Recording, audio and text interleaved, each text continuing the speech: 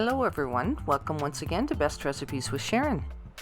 If you want to know how to make this recipe, stay tuned and I'll show you how it's done. And so today's recipe is for moist coffee chocolate cake. It's made with a delicately rich and creamy mascarpone filling, and it's covered with a rich chocolate ganache. And I recently made this cake for my granddaughter's 18th birthday. And before we get started, just a quick reminder that my first cookbook is available on Amazon, and I have provided a quick link in the description below this video. Now let's get right to making this absolutely delicious cake.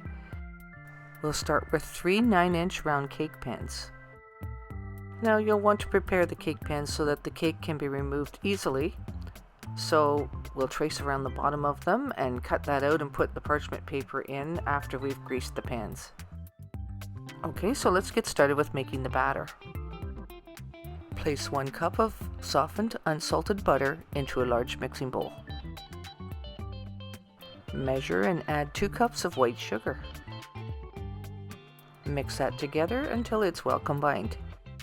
Now the next ingredient is for 4 large eggs, but they need to be separated, the yolks from the whites. And in order to make sure that that's done without getting any yolk into the white, I do this in separate little bowls for the egg whites. That way you can be sure that you can take out any shells that have cracked, or that if you happen to mistake it and one of the yolks break, then you can discard it and start over easily. But if you do it into one bowl and that happens, you have to discard the whole thing because you have to whip the egg whites, and in order for that to happen, there can't be any yolk in it. Now then, take the 4 egg yolks and add them to the sugar and butter mixture.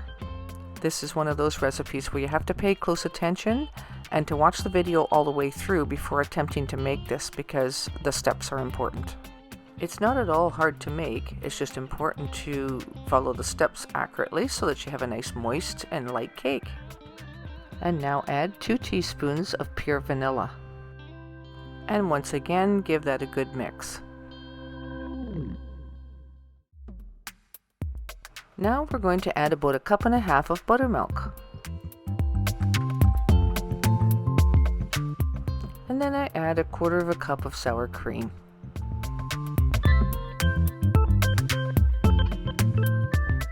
Now we'll need about 1/2 cup of hot coffee. So I'll make a fresh cup here. We'll measure out 1/2 cup for the recipe and probably drink the rest. I think that'll work out just fine. So you go ahead and pour 1/2 cup of hot coffee into the cake batter. This helps keep the cake nice and moist and gives it a nice rich flavor. Give that a good mix and then set it aside until we whip up the egg whites. I've also included some tips for whipping the egg whites successfully. Place all the egg whites into a medium-sized bowl and whip them until they form stiff peaks. So I'm just wondering if you would take the time to leave a comment in the comment section and comment on why these tips might be important. And if you have other tips to include, feel free to share them too. Okay, so once we have the egg whites whipped up like this, we'll set it aside and prepare some dry ingredients. Now in a large measuring cup, add 2 cups of cake flour. And to that cake flour, add 2 teaspoons of baking soda, 1 teaspoon of baking powder, and 1.5 teaspoons of salt. And you don't really have to, but I take a spoon and mix that together before I add it to the batter. And so go ahead and add that into the cake batter and mix that in until it's well incorporated. And it's always a good idea to stop partway through and scrape down the sides of the bowl. And stir that in a little bit. Okay, so we must not forget our cocoa. After all, it is a chocolate cake. So you'll need 1 cup of premium cocoa. And give that a good mix. And when I'm using a mixer, I like to stop and scrape the sides down. Like I said before, I want to make sure everything is well incorporated and that there's no flour pockets. And then give it a final mix with the beater. So the batter's looking pretty smooth, that's good. We still have to add our egg whites though. So We'll remove the beater attachment and we'll mix the rest in by hand. I'm giving my egg whites a final little fluff with the hand mixer, and then we're going to add that to the chocolate batter. They're looking pretty good, they're nice and stiff here, so we'll just go ahead and add that to the batter all at once. Now the idea here is to mix it in just until it's mixed well, but not to whip it. So slowly mix it in using a spoon. And be careful not to over mix it. Once that's evenly distributed, then you go ahead and divide it up amongst the 3 cake pans. I just simply pour it in straight from the bowl. You can see the texture of the batter here, it's really nice and creamy. And I kind of guesstimate how much to put into each pan to make it even.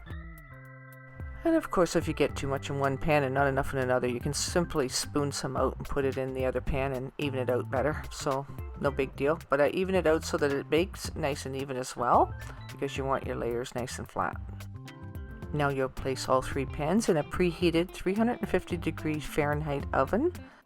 I would set your timer for about 25 minutes. Check it at that point, and they're done when a toothpick comes out clean when it's inserted in the middle. I check all 3 of them just to make sure, but one might cook a slight bit faster than another, but if they're all evenly distributed, they should be done pretty much all at the same time. Now while these cakes are cooling down slightly, we'll go ahead and make the filling. Here are the amounts to make this delicious filling. You'll need about 3/4 cup of sifted icing sugar. And we'll be placing that in a medium-sized bowl.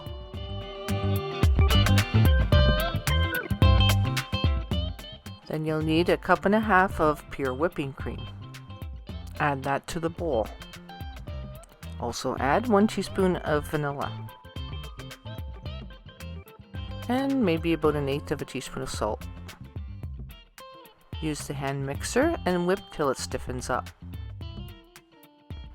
And you can see how it looks right here. Then finally, you'll add 8 ounces of mascarpone cheese.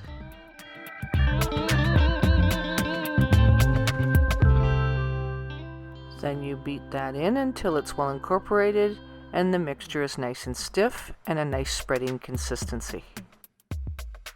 And you can set that in the fridge until you're ready to use it, which won't be long.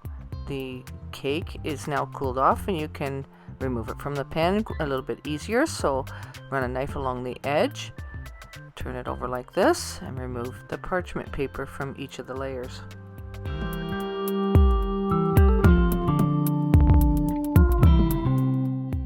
You'll want the cake to be cooled off completely before putting the layers together so that it doesn't melt on you. Now that the cake is cooled off, you can go ahead and build your layers. Spoon your filling onto the first layer and make sure that it is nice and thick. I don't take it out right to the edges because once you put the actual next layer on it, it will squish down a little bit. So I pile it on probably a good inch thick.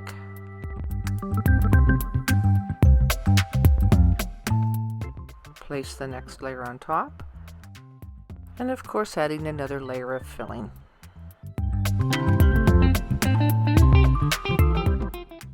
And then top it off with the final layer of cake. Pretty simple, right? Now you can take the cake and place it in the fridge to chill. I would cover it with a little bit of plastic wrap because you're going to be making your chocolate ganache, and that's going to take a little bit of time. I didn't have much room in my fridge, so I placed mine out on the deck to chill. It's lightly snowing out there, so I think it's cold enough. Now let's cover the outside of our cake with a nice rich ganache. So go ahead and place 1 cup of semi-sweet chocolate chips into a medium-sized mixing bowl, and take a separate bowl and add 1 cup of heavy whipping cream. And place that bowl in the microwave. So you'll microwave this on high until the cream just starts to steam. And they'll likely only take about a couple of minutes. And then simply pour your hot cream in on top of your chocolate chips. Let that stand untouched for a few minutes just so that the hot cream has a chance to start melting the chocolate chips. So after a couple of minutes, then you'll take the hand mixer and you'll beat this together and whip it for probably about 20 minutes until the mixture starts to cool down and it thickens up to spreading consistency. Make sure that your speed is on as high as it will go, and it will still take close to 20 minutes. So be patient with it, it will thicken up. Here it goes, look at this. This is coming together nicely. It's really smooth and silky. So this is a really rich chocolate ganache made with chocolate chips that are semi-sweet, so it's a bit of a dark chocolate. You could use milk chocolate if you prefer that, but I kind of like the contrast. Okay, so the rest is pretty straightforward. You just simply frost the tops and sides of your cake with the ganache. Now make sure that you don't put too thick of a layer on, because it is a ganache, not an actual frosting, and it's a complement to the rest of the cake. So you just want a nice thin layer on there. If you have extra of the filling or the ganache, you can keep them in the fridge for a little bit and use it up on something else.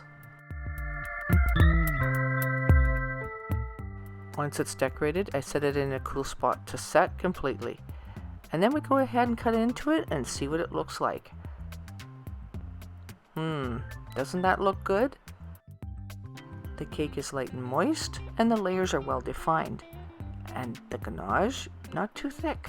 So you'll love this. Go ahead and try and make this and decorate it with maybe a few raspberries or strawberries or whatever you like. Or just leave it the way it is. But look at this. This is super moist cake. It is so delicious. My granddaughter and I have spent a lot of time in the kitchen together. So I thought I'd share a few pictures as a tribute to Kayla's 18th birthday.